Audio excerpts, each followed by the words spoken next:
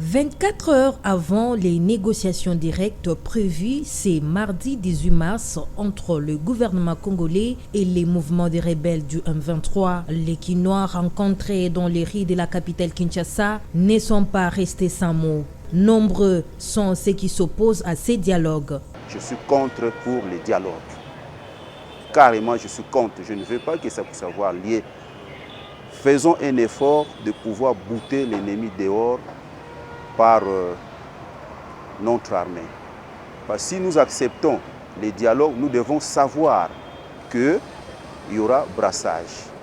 Et les Rwandais vont encore vivre ici à Kinshasa et ils vont nous maltraiter. Pour ces Kinois, ces dialogues n'aboutira à rien. Je m'oppose catégoriquement à ces dialogues. Ils nous ont tués.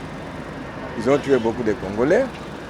Et puis, si nous acceptons ce dialogue-là, ça va hypothéquer la résolution 2773. C'est cette résolution-là qui peut nous amener à la paix.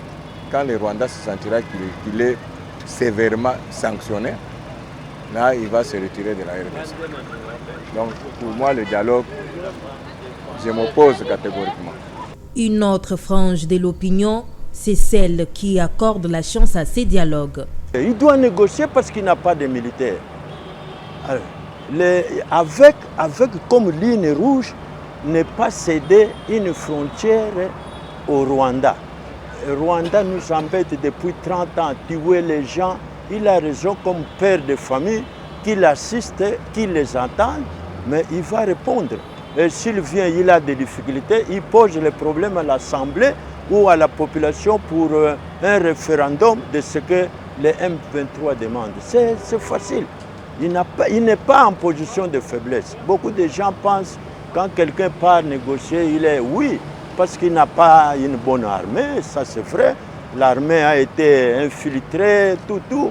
Il se bat, l'autre, son prédécesseur, lui a donné. À noter que la RDC enverra mardi une délégation en Angola pour des pourparlers visant à résoudre les conflits croissants contre les rebelles du M23 soutenus par le Rwanda dans l'est du pays, a annoncé hier dimanche la présidence de la République.